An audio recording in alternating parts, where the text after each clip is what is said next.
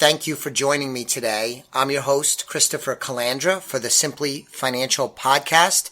This is season number 4, episode number 19. So today's guest is my very, very good friend, Jeffrey Sherman. He is a public educator. He's an adjunct professor at the collegiate level.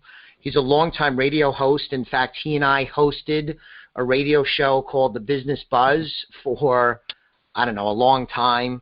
Later on, it morphed into something called, I'm drawing a blank. What was it called, Jeff? The new show? It was called Carnivore Radio. Carnivore Radio. And you host your own podcast right now, also called Carnivore Radio. Yes. So, I wanted to have you on, Jeff. We've talked about this on air. Also, I'll mention we did a TV show for a while, a local cable access TV show. Wasn't that fantastic? Yeah, I know. I would like to go back to that, by the way.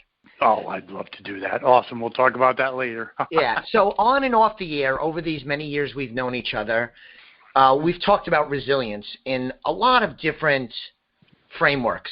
And with the environment we find ourselves in today, this country with the pandemic, the shutdown, the economic dislocation, a lot of people finding themselves unemployed, furloughed, making less money, and then there's other people that are everyday American heroes going to work and having to take on some risk with the pandemic.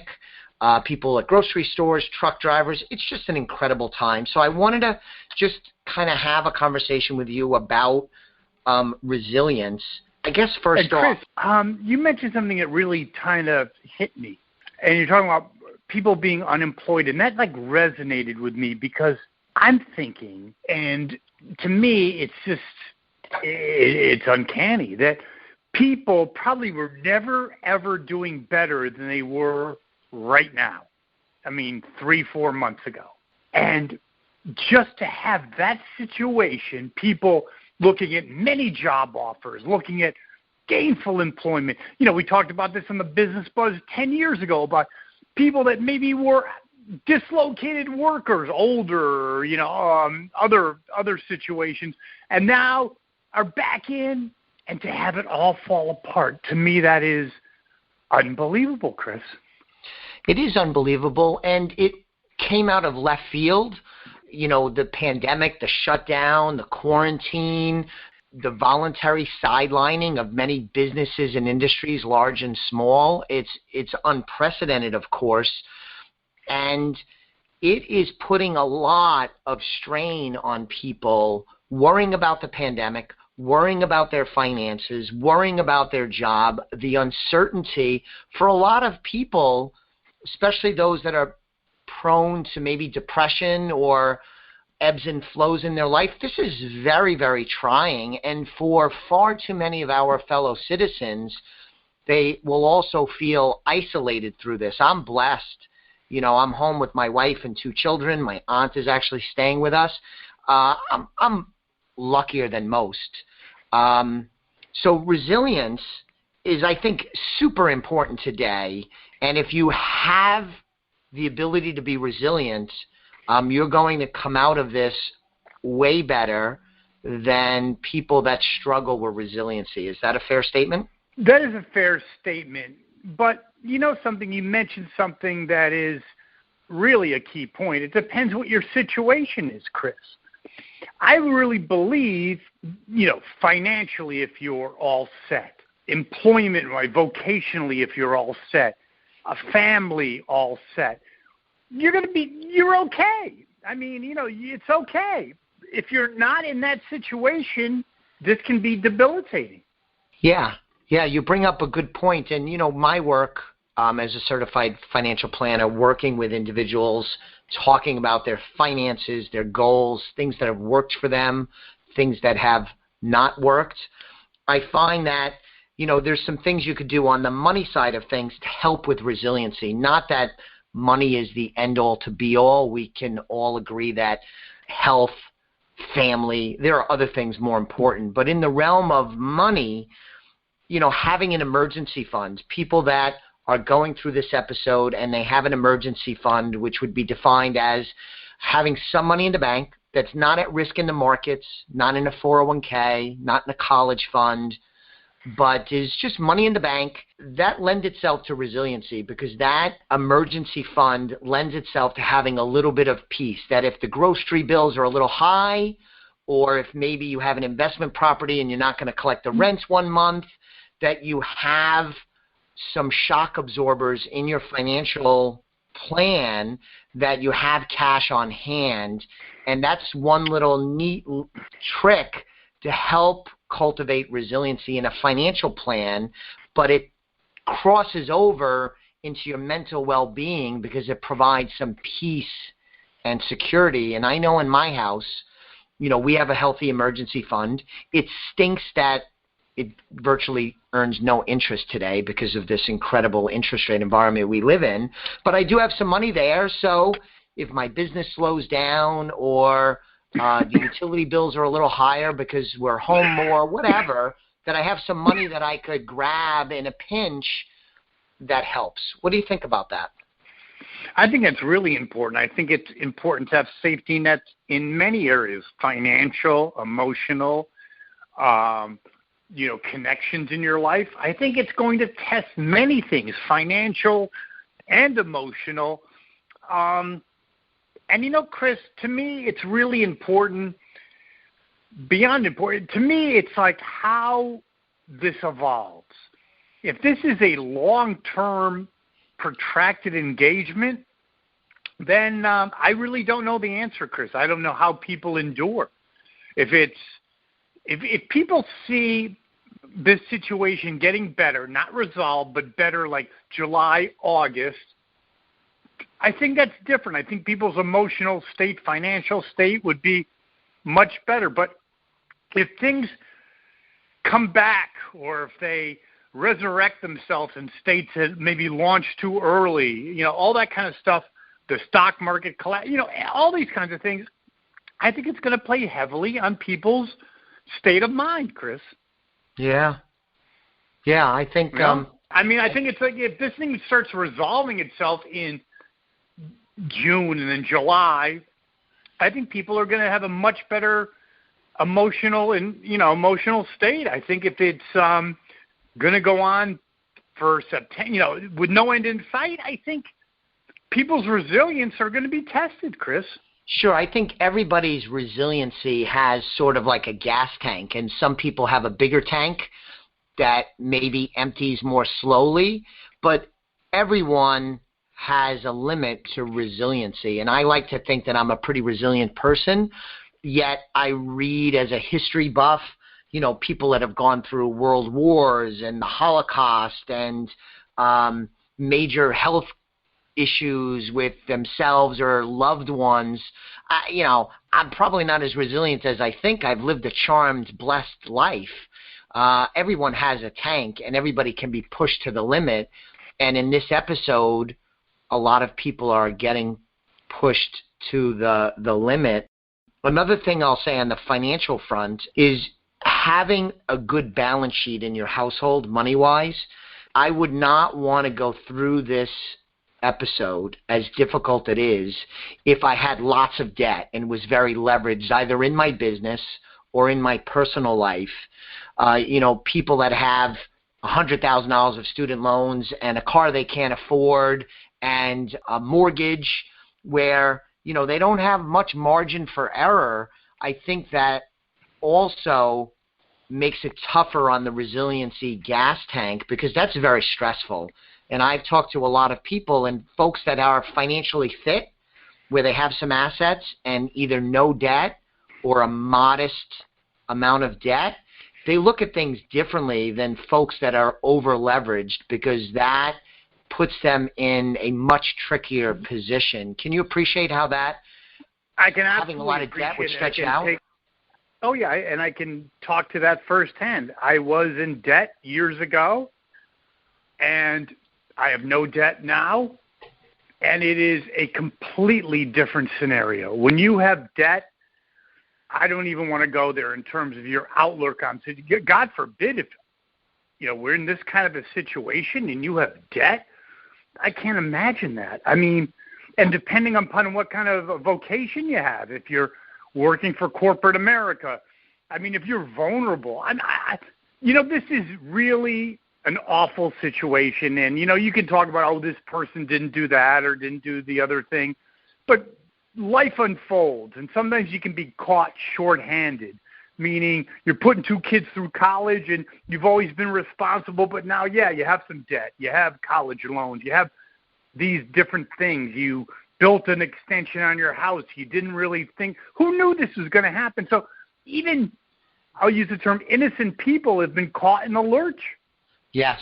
No, that's very well said. I mean, you had, and this is what you said at the top of the show, there are many instances of individuals, small businesses, and large businesses, could be any number of categories, that were making good decisions, participating in a really good economy that was accelerating, participating in a wonderful jobs market, and through no fault of their own, the government basically asked them to stand down, close down, and stay home. It's tough enough being an entrepreneur and a small business owner where there's all kinds of things that could upset the apple cart. I mean, there's risks all over, competition, regulation, making good hiring decisions. There's just an unimaginable amount of things for an entrepreneur or business owner to think about. And now we have to add on to the list the possibility that the government says, we want you to close your doors, we want you to go home, and we'll tell you when you could come back. Well, and that's the whole thing about the uncertainty, Chris, is if it's a protracted period of time, I mean, that's one thing. I mean, if this thing goes on forever, we all don't know the answer. And anyone who thinks they know the answer is lying, because either this could be a horrible 4-month episode or it could go on for a long time. Sure. And there's so much unknown. Yes, and I think that's a key to how people get through it. And I think you're right about the financial part. I think emotionally, having a good family, having good friends, that's really important. Absolutely. But, I mean, I know someone that got laid off, 6 months ago. And no fault of her own. It just, things happen, okay? And I didn't really feel that bad for her. I mean, 6 months ago, and then 2 months later, she's in a situation where I couldn't even imagine being could you imagine, Chris, being unemployed in this market? It's always difficult to be unemployed. A few months ago, we had a wonderful market. It was probably easier in the job market than previously. But now you're in a position where all of the tools that you would normally bring to the table, networking, meeting people for coffee, going to trade meetings, interviewing in person, all of that stuff is wiped away. I mean, you basically are disarmed in the traditional sense from getting out there and hustling to try and make something happen.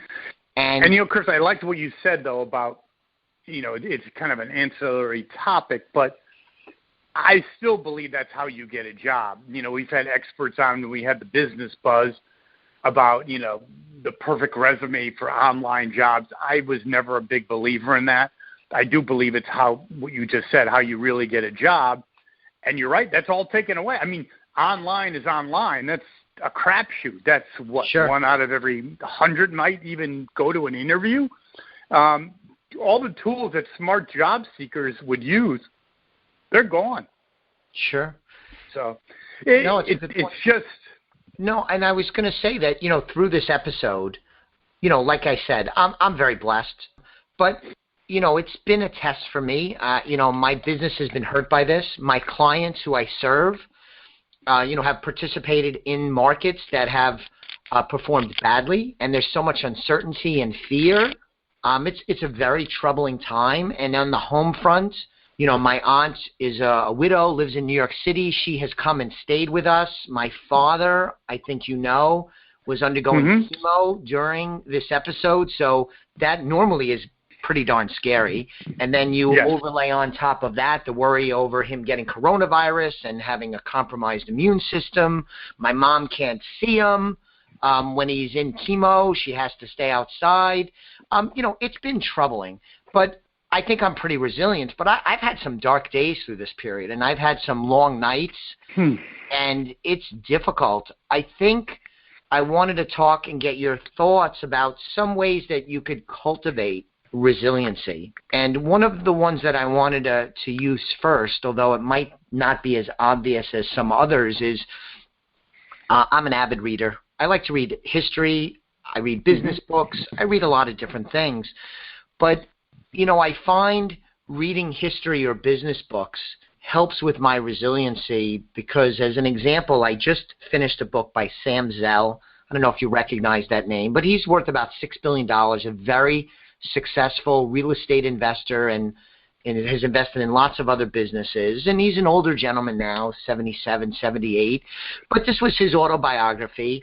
But listening to this successful billionaire speak about the times when he made good decisions and things were good, and times when his business was threatened, where he had a liquidity crisis, where he made mistakes, I find that to help with my personal resiliency, because it's a little bit like, look at this person, he's a model, and you think that at first glance, maybe he just went from 0 to 6 billion with no interruptions. But there are lots of interruptions, setbacks, obstacles, mistakes, good periods and bad periods.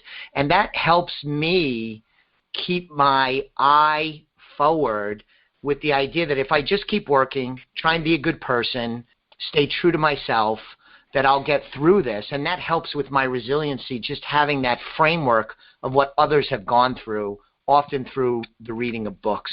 How does that strike you? Actually, yes. I actually saw a show, time flies, 15 years ago. It was like on the Discovery Channel. It sounds weird. But there were 3 components of people. They was talking about natural disasters, people that have been in avalanches. And I forgot the 2 of them, but one of them I'll always remember. And people that get through stuff like that have a belief this too shall pass. So yes. If you're in an avalanche and you think, oh my God, I'm never going to get out of this, that's your mindset. And that could lead to, if you're in an avalanche, of just packing it in. If you're in this, you could go into a tailspin of depression. I mean, all of this.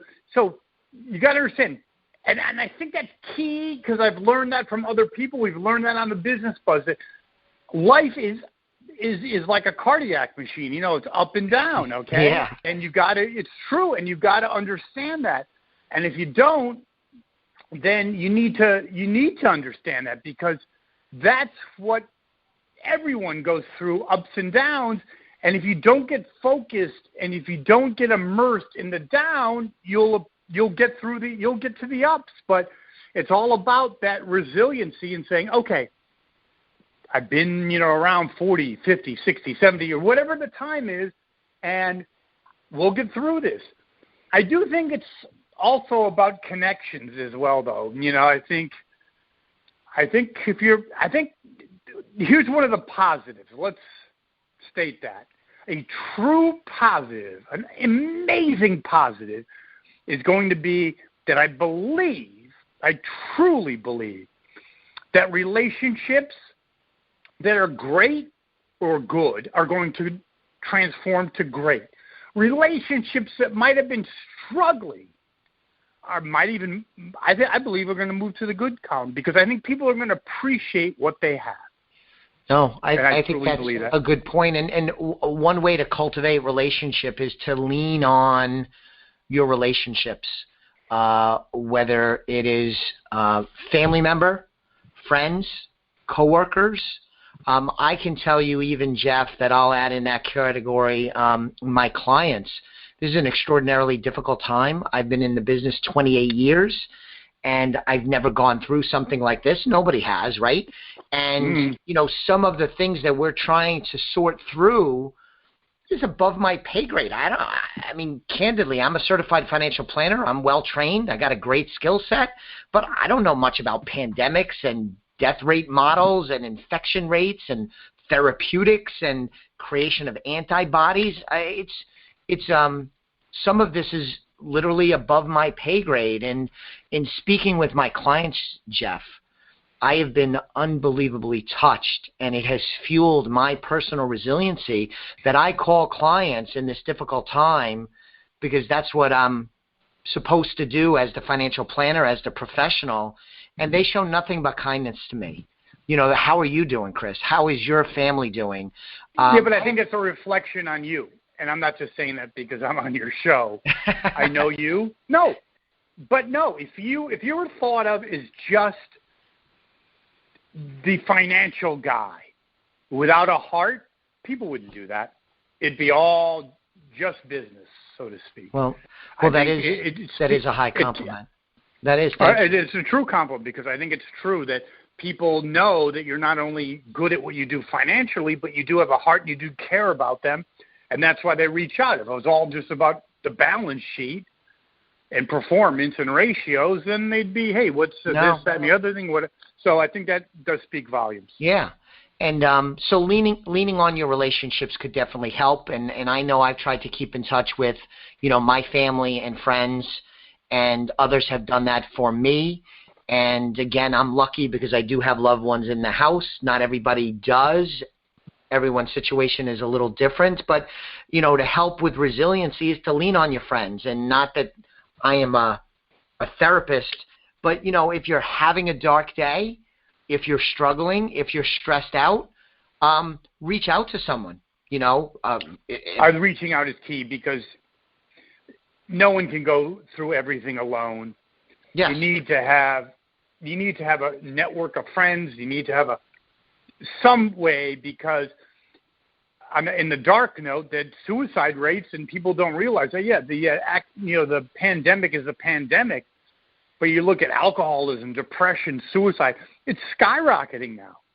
And I think people need to address that. You need to take care of, if you're feeling blue, you need to call someone, friend, family, reach out to loved ones. Don't have that thick skin and say, oh, I'm just going to, tough this out, because it's not that easy.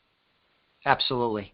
No, that's a good point. And I think in the financial realm too, and I think this transcends to other areas of our lives, is to have a plan on what you want to accomplish. And even though the plan you had just a few weeks and months ago might need radical changing, having a plan of what you want to accomplish, whether it's relationally, things that you want to have done around the house, what you want to do with your business, when you want to retire, an amount of money that you want to accumulate, whatever, is to have a plan, I think is helpful, because that can assist with going through some of just the short-term crap that we're going through, is if you do have an eye towards what's the greater good on the other side of this. I think that is also a way financially, as well as other areas of our lives, that you could help cultivate resiliency by having some plans on what you're trying to accomplish, especially in key areas of your life, which oftentimes includes financial. Agreed 100%, Chris. And then on the flip side, and I'm looking at this now, I am hesitant to say this because I may come off as a little bit of a dork. Of course, if Joelle, my wife, was on the call, she would fully acknowledge that I'm a dork all the time, is that it's been difficult for me work-wise. I'm at the office by myself. I can't see my clients. Jeff went through the aftermath of September 11th. It was such a scary time. And the great financial crisis with the failure of great companies like AIG and Lehman Brothers. But this time is different because of the isolation, business isolation. Now, I can't see my clients. I can't host a dinner, sit across from someone, shake their hand, look them in the eye. So it's different than those other episodes. So I've had some tough days, but I have a note on my desk, it's just a little Post-it, and it says "Win the Day."